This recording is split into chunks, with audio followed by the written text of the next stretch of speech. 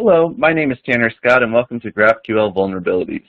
With GraphQL on the rise in applications today, I thought it would be great to cover what it is and what vulnerabilities should be looked out for when implementing it into applications. According to StackShare, there are 1,436 companies that use GraphQL today, which is an impressive amount of companies adopting it since its open source release.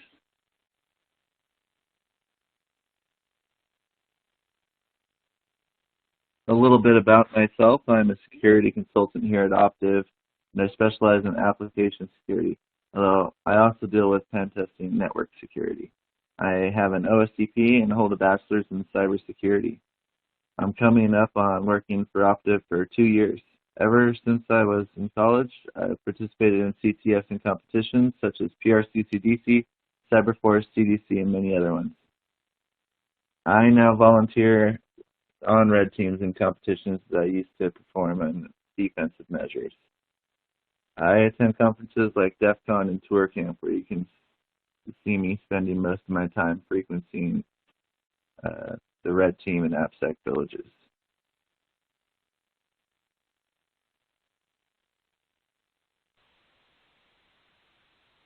GraphQL was developed by Facebook in 2012 and was later released as open source. It was developed to solve issues with high network usage caused by Facebook's network feed within its iOS application during the big push to mobile.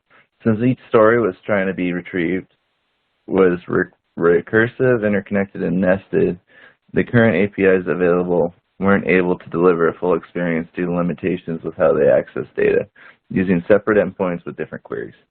With GraphQL, developers were able to make complex queries to fetch data from one smart endpoint. In mid-August, Facebook for iOS 5.0 was released with GraphQL implemented.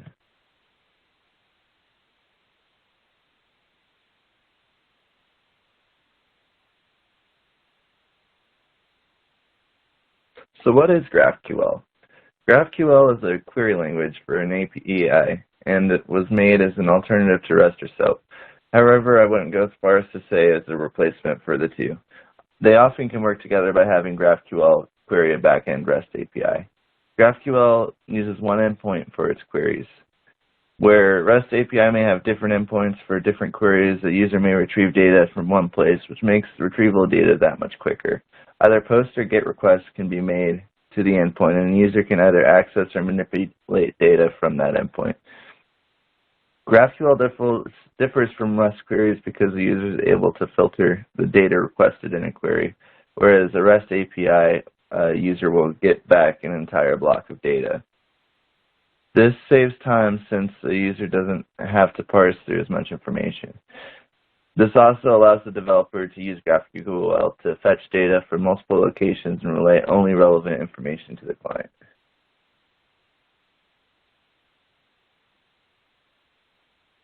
The key components to GraphQL are queries, resolvers, and schema. Queries consist of both queries and mutations. These operation types allow a user to either access data through a query or manipulate data through a mutation. Resolver functions map data endpoints to fields within the schema. Schema is the field's attributes and types for the operations. It is basically the documentation that the developer sets, and only the data in the schema is retrievable.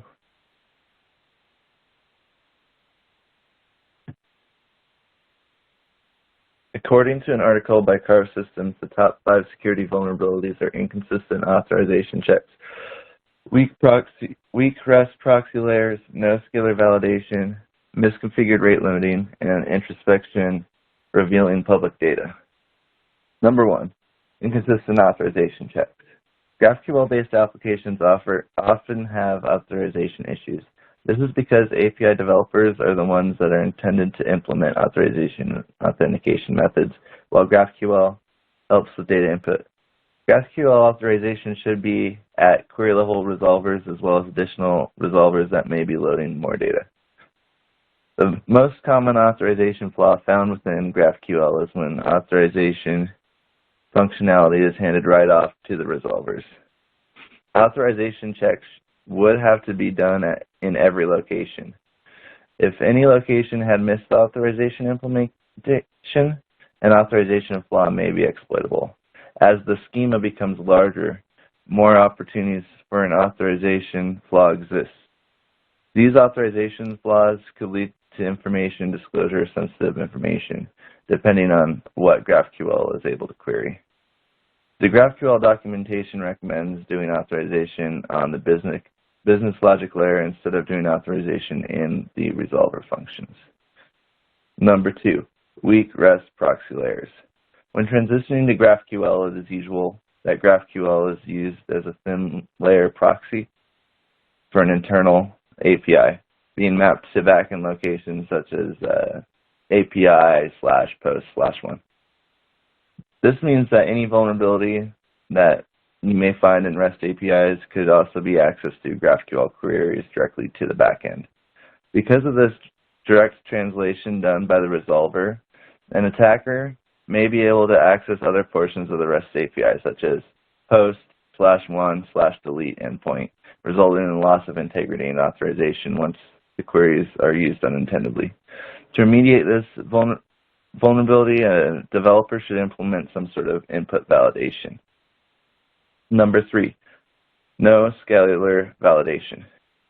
GraphQL represents data with scalar data types. The 5 built-in scalar types include int, float, boolean, string, and ID. These built-in types usually suffice for simple APIs. However, sometimes other raw data types are better to use. GraphQL allows developers to set their own scalar types. For instance, epoch data could be set to keep track of time. These scalar data types designed by the developer must have its input validated, and it is up to the developer to implement sanitation for the type. Number 4, misconfigured rate limiting. Due to GraphQL's vulnerability of denial of service attacks through nested query attacks and other methods, it is important to configure rate limiting properly. If not properly implemented, an attacker may be able to make queries that take up more resources than the server intended any user to utilize. Because GraphQL can make complex queries from one GET or POST request, an attacker may make an abnormally large query. This can also affect mutations where a user can make multiple guesses at once. Proper rate limiting can prevent these sorts of attacks. Number 5, introspection and revealing public data. Sometimes developers may set up multiple endpoints so they can make admin queries that are separate from regular user queries. If introspection is allowed, an attacker may be able to enumerate these queries and mutations and schema if the authorization isn't implemented properly.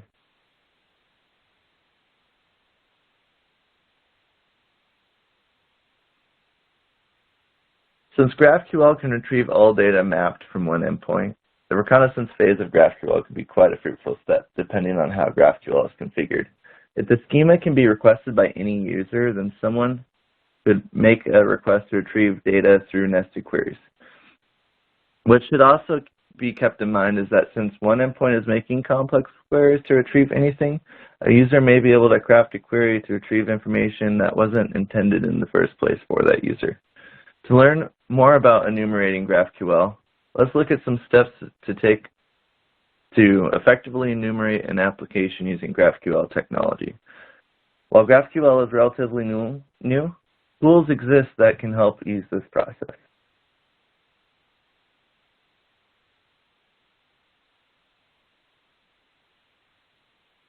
Finding an endpoint. The beginning of our reconnaissance process will be to find the smart endpoint that we will be making queries through. Unlike REST or SOAP, all data objects will be requested from the same URI. There's an NSE script for Nmap called GraphQL introspection.nse that will assist with finding the endpoint. It will also see if it's vulnerable to introspection queries, which we will go through later.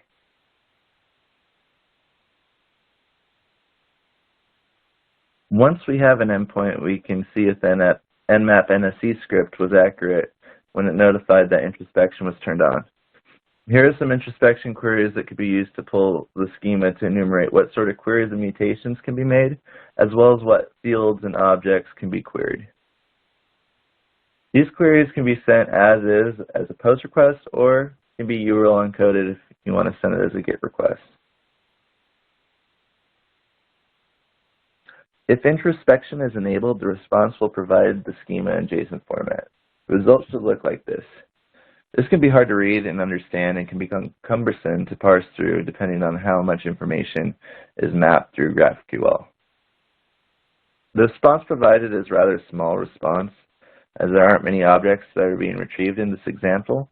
Real-world implementations often have several times more data that is being queried, and the JSON response can be pages long.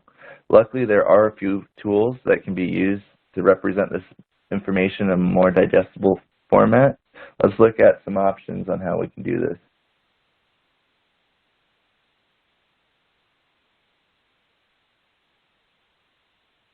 GraphQL Voyager is an application that will convert the return schema into an easily readable graphical representation of the introspection query.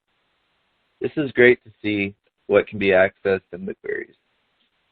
There may be a nested field that has data that can be retrieved that was unintended.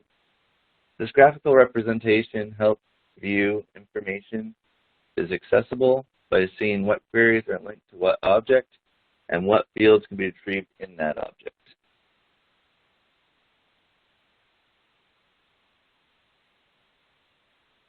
Combined with GraphQL Voyager, inQL, a Burp Suite plugin, can also facilitate in making sense of the introspection query. Within inQL, there are several tools that come in handy. The first we'll cover is the scanner. This runs an introspection query on the URL that is requested and provides all mutations and queries that can be made, as well as structure a query pre-built to make. From here, an attacker can use the provided queries with the mapping from GraphQL Voyager to enumerate fields that may not originally be in the query, such as maybe a username or password under owner. If authorization is not properly implemented, insecure direct object references can exist, allowing an attacker to gain sensitive information in some cases, depending on what is accessible in graphs that are mapped to the query. Other things that are in GraphQL provides is schema documentation. This schema documentation codes queries, mutations, schemas, objects, fields, all into a legend. It's easily digestible. Also, what's also built in is a GraphQL interface. This will dynamically generate user input into queries that exist, as well as provide documentation and schema for the GraphQL template.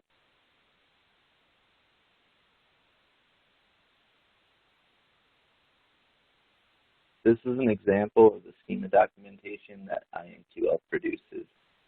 As you can see, there's a legend. It's nice and color-coded. You can see what sort of arguments can be made within the queries as well. It's a useful piece of information. This is inQL's GraphQL interface. As you can see, it dynamically will generate fields or queries that a user is typing, which can really help a user that isn't familiar with the schema in the first place pull information. It also comes with documentation as well as schema information. You can also forward your query directly to Burp Suite's repeater and start doing some enumeration with that. Provided as an example query where a user is querying public case. By changing public from true to false, the user is able to access unintended information that returns the name of a private user. This shows that GraphQL can be prone to insecure direct object references. If the query were to search for an ID, for example, a user could pull information from another ID that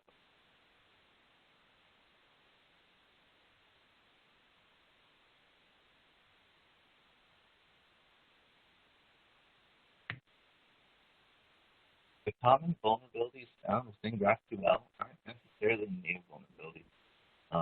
The difference is just how we access those vulnerabilities. It has a different syntax. So the biggest hurdle you'll have in enumerating and attacking GraphQL is learning how queries and mutations are structured.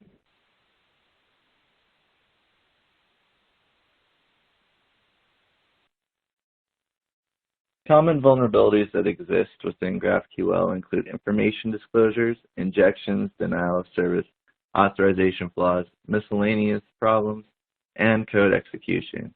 Within information disclosure, this includes not protecting sensitive information from unauthorized parties. This also includes insecure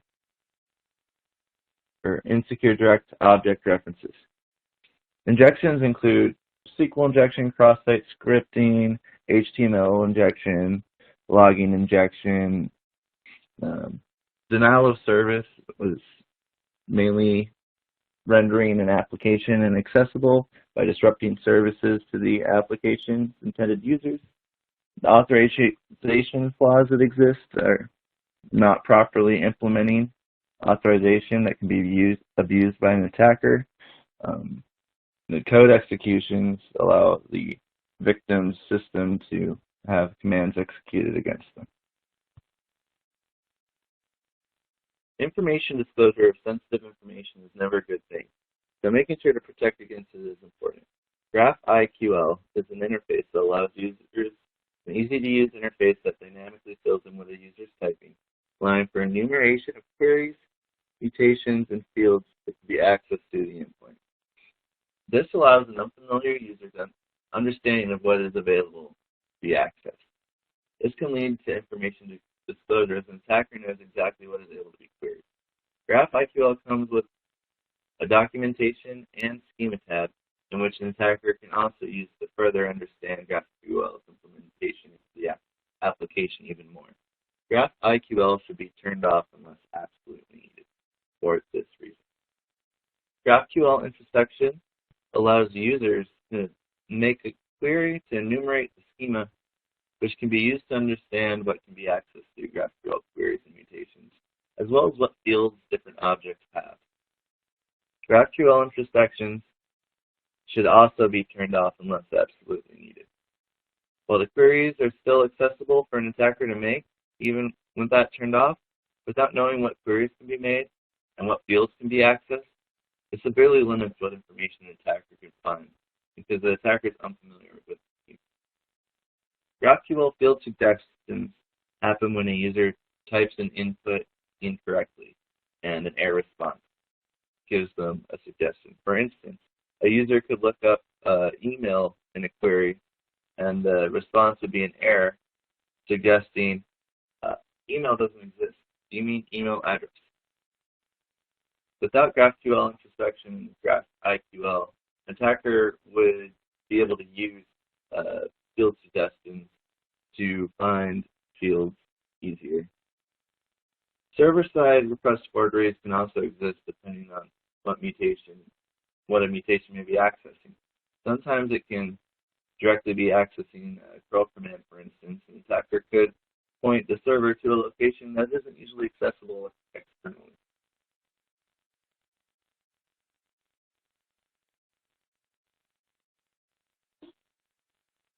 Here is an example of what a GraphQL interface looks like. Notice the right side supplies the user with documentation.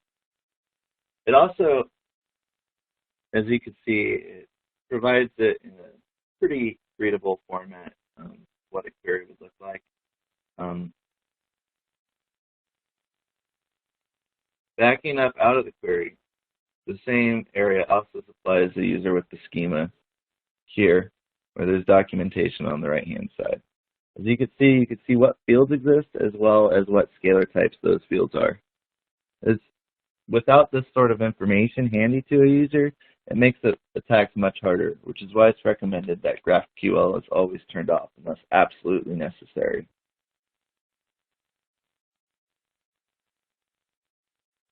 Here's a GraphQL field suggestion example. As you can see, a user typed in an incorrect field name, and the error suggested actual field names that could be used by the user.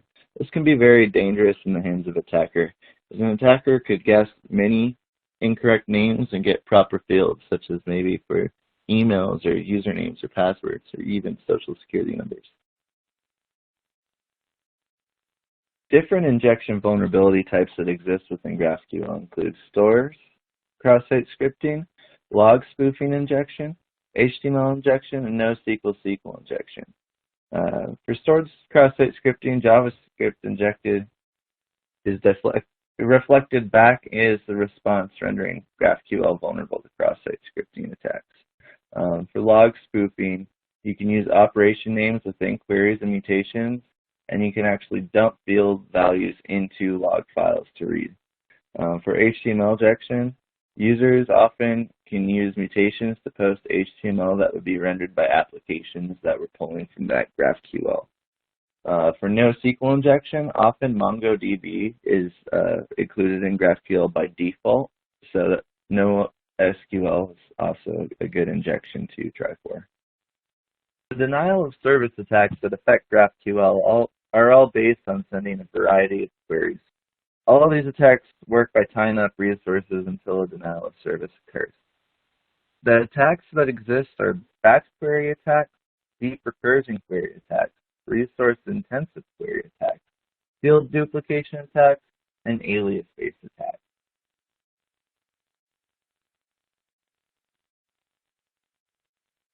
Here is an example of a deep recursion attack. Since nested queries are allowed in GraphQL, you're able to recursively make huge nested queries that eat up vast amounts of resources, which will eventually make a denial of service occur. Remote code execution can also happen in GraphQL, depending on where the resolver is passing the user input. If that input's not properly sanitized, an attacker may be able to chain commands and inject commands into the operating system of the server. An example of this is down below that you can see in the mutation in the import paste. When it asks for a path, you chain who am I, you can get the response of root.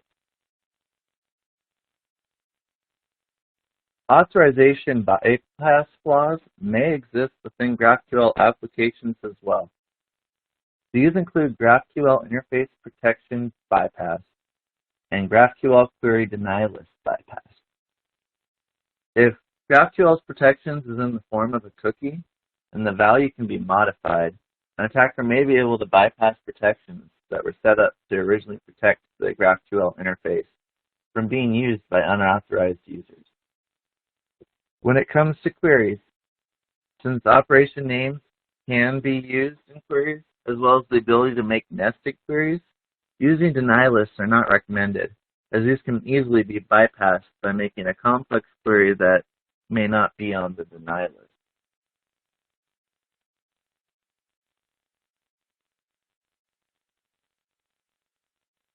Other vulnerabilities exist that don't necessarily fit any of the vulnerability types previously mentioned. These include GraphQL query weak password protection, field stuffing, and directory traversal or arbitrary write access.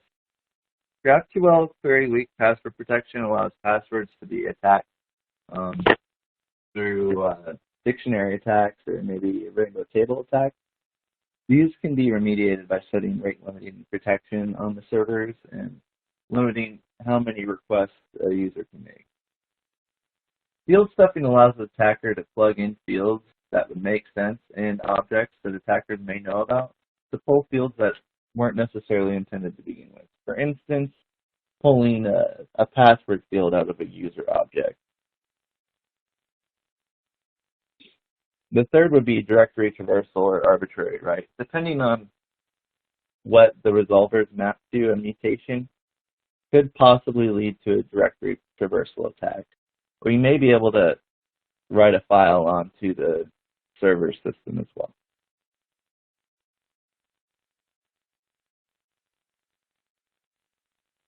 Here are some tools and resources listed for you to try exploiting GraphQL. I recommend exploring these vulnerabilities. There are other tools that exist that are interesting as well, but these are the ones that were used for this presentation. Some of the other tools include GraphQL Introspection Analyzer, GraphQL Pathinum, and GraphQL Map. I recommend looking through SwiftK repos, GitHub, and checking out payloads on all the things GraphQL section for more information on the attacks listed in this presentation, as well as familiarizing yourself with the tools used to effectively enumerate applications that implement GraphQL. Also, be sure to check out OWASP's GraphQL cheat sheet for more information about what we can do to secure GraphQL implementation. There's a breadth of knowledge already discovered for GraphQL, but people are still getting used to securing this, and there are several bug bounties today that are for GraphQL. We can expect to see the use of GraphQL on the rise as we progress into the future.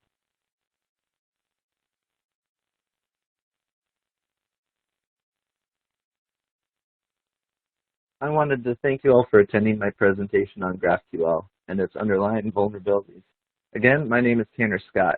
If you have any questions, please feel free to contact me in the SourceZeroCon Discord. I would be happy to go through anything if someone were interested. My Discord handle is Dream. That's DR34M. I hope this can bring to light some of the things we can expect to see moving forward when dealing with applications that have GraphQL implemented. I hope you enjoy the rest of your time at SourceZeroCon as well. Anyway, signing off. Everyone have a great day. Bye.